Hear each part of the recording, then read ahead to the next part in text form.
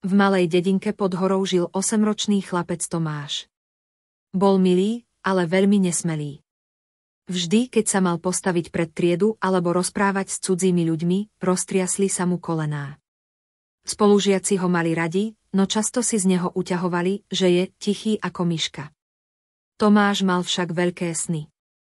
Chcel byť objaviteľom, ktorý raz pomôže ľuďom a ukáže svetu, že aj malý chlapec môže spraviť veľké veci.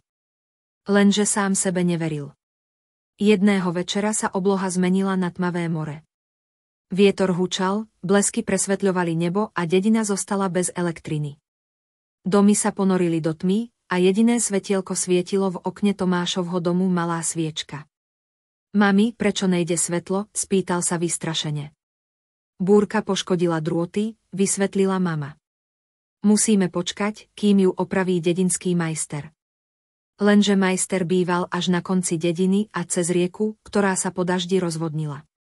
Most bol zatopený. Tomáš si spomenul, že na podkroví má malú baterku, ktorú dostal od starého deda. Rozhodol sa, že sa pokúsi k majstrovi dostať. Tomáško, to je nebezpečné, varovala ho mama. Ja viem, ale ak nikto nepôjde, zostaneme všetci v tme, odpovedal ticho. Zabalil sa do plášťa, vzal baterku a vyrazil do noci.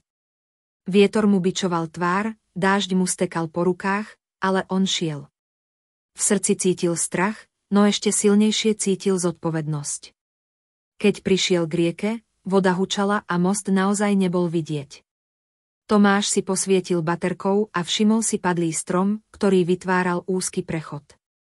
Ak to zvládnem prejsť, možno pomôžem celej dedine, šepol si. Pomaličky kráčal po klskom kmeni, krok za krokom.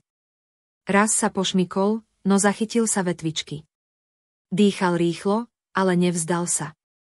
Napokon sa dostal na druhú stranu a utekal k majstrovmu domu. Keď majster otvoril dvere, bol prekvapený. Tomáš, čo ty tu, v takej búrke? Chlapec mu všetko vysvetlil, že dedina je v tme a most je zaplavený. Majster ho pochválil. Máš odvahu ako dospelý muž. Vezmem si náradie a pôjdeme. Spolu sa vrátili cez rieku. Tomáš im svietil baterkou, aby videli cestu. Po hodine sa v celej dedine rozžiarilo svetlo najskôr na ulici, potom v domoch. Všetci tlieskali, keď videli, že práve malý Tomáš im pomohol. Na druhý deň prišla učiteľka do školy a povedala: Dnes sa neučíme. Dnes oslavujeme hrdinu našej dediny Tomáša. Chlapec sa začervenal, no v duchu sa usmial.